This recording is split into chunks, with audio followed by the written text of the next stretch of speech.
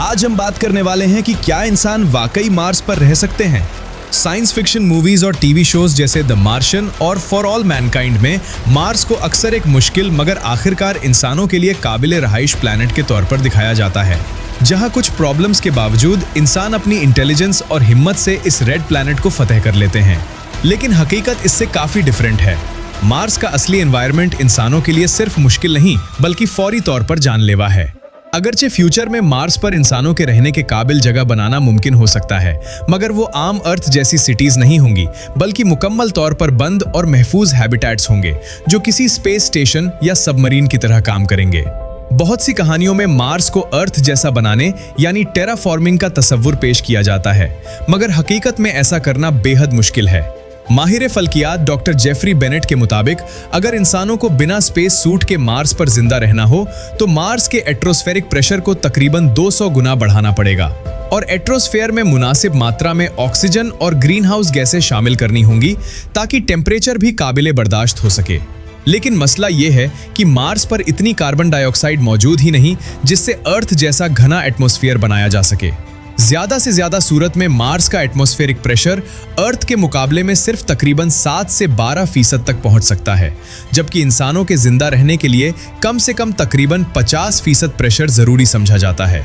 अगर ये काम साइंटिफिक तौर पर मुमकिन भी हो तो इसे मुकम्मल होने में सदियां बल्कि हजारों साल लग सकते हैं। इसके अलावा मार्स के पास न अर्थ जैसा मजबूत एटमॉस्फेयर है और ना ही कोई ग्लोबल मैग्नेटिक फील्ड। इसी वजह से मार्स की सरफेस बराह रास्त कॉस्मिक और सोलर रेडिएशन के सामने है, जो अर्थ के मुकाबले में कई गुना ज्यादा है।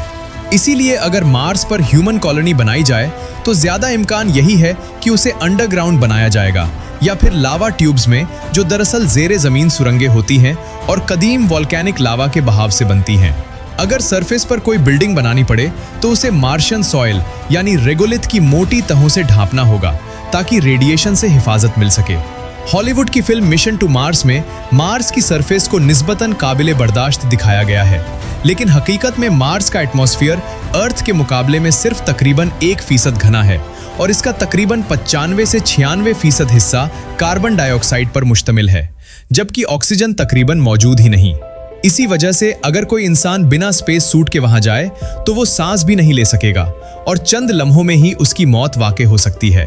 नजरियाती तौर पर मार्स के एटमॉस्फेयर में मौजूद कार्बन डाइऑक्साइड से ऑक्सीजन निकाली जा सकती है और इसका एक छोटा एक्सपेरिमेंट नासा के परसिवियरेंस रोवर ने भी किया है, मगर इसे इतना बड़ा बनाना कि एक पूरी ह्यूमन कॉलोनी को ऑक्सीजन फराहम कर सके एक बहुत बड़ा टेक्नोलॉजिकल चैलेंज होगा।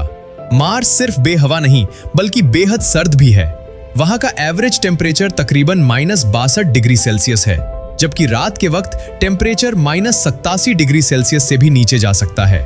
ऐसी सर्दी में इंसान बहुत जल्द हाइपोटर्मिया का शिकार हो सकता है, जिससे जिस्मानी हरकत और सोचने की सलाहियत मुतासिर हो जाती है और आखिरकार दिल की धड़कन बेतरतीब होकर मौत का सबब बन सकती है।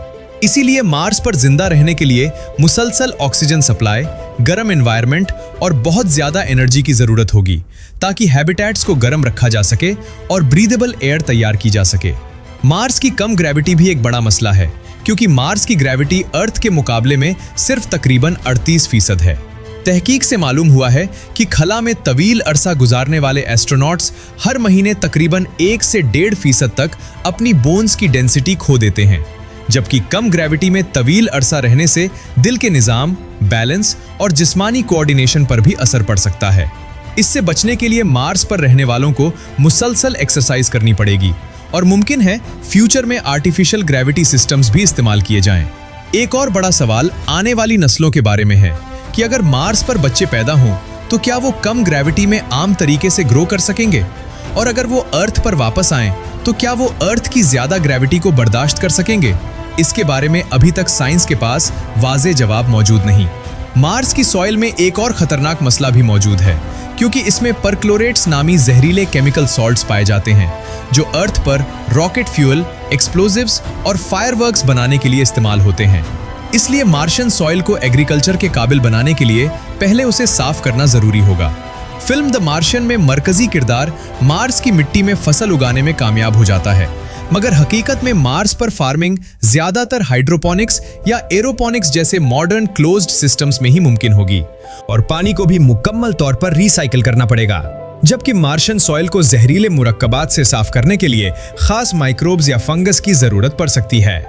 मार्स का मिशन भी आसान नहीं होगा, क्योंकि अर्थ से मार्स तक जाना और वापस आना कम से कम 2 से 3 साल का सफर हो सकता है। इस दौरान एस्ट्रोनॉट्स शदीद तन्हाई, कम्युनिकेशन डिले और महदूद इंसानी राब्ते जैसे मसाइल का सामना करेंगे। एक वक्त ऐसा भी आएगा जब अर्थ खलानौर्दों की नजर में पहले एक छोटे नीले नुक्ते में तब्दील हो जाएगी और फिर मुकम्मल तौर पर नजर से गायब हो जाएगी, जिसे अर्थ आउट ऑफ व्यू कहा जाता है। इस सूरत हाल में अगर कोई हादसा हो जाए तो मदद पहुंचना तकरीबन नामुमकिन होगा। इसके अलावा एक महदूद एनवायरनमेंट में मुसलसल एक जैसी जिंदगी गुजारना, एक ही तरह का खाना खाना और एक ही हवा में सांस लेना जहनी तौर पर भी मुश्किल हो सकता है, जिससे चिड़चिड़ापन और डिप्रेशन पैदा हो सकता है। इसीलिए नासा ने खला में पौधे उगाने के एक्सपेरिमेंट्स भी किए हैं, क्योंकि एक असली पौधे की खुशबू भी इंसान की मेंटल हेल्थ पर मुस्बत असर डाल सकती है। हकीकत यह है कि मार्स पर इंसानों का जिंदा रहना टेक्निकली मुमकिन तो हो सकता है, मगर इसके लिए बेहद एडवांस्ड हैबिटेट्स दरकार होंगे, जिनमें life support systems, radiation protection, पानी और खाने के क्लोज्ड सिस्टम्स और रिलायबल एनर्जी सोर्सेज शामिल होंगे। हर सिस्टम के कई बैकअप भी रखने होंगे, क्योंकि किसी एक सिस्टम की खराबी भी फौरी तौर पर जानलेवा साबित हो सकती है। इस लिहाज से मार्स पर रहना दरअसल मार्स की सरफेस पर आजादाना जिंदगी गुजारने जैसा नहीं होगा, बल्कि एक महफूज हैबिटेट के अंदर जिंदगी गुजारने जैसा होगा, जो मार्स के खतरनाक एनवायरनमेंट को बाहर रखता है। और इसीलिए कुछ माहिरीन का ख्याल है कि जब हमारे पास पहले से एक ऐसा सियारा मौजूद है जिसमें मुकम्मल इकोसिस्टम है, यानी अर्थ, तो हमें इसे महफूज रखने पर ज्यादा तवज्जो देनी चाहिए।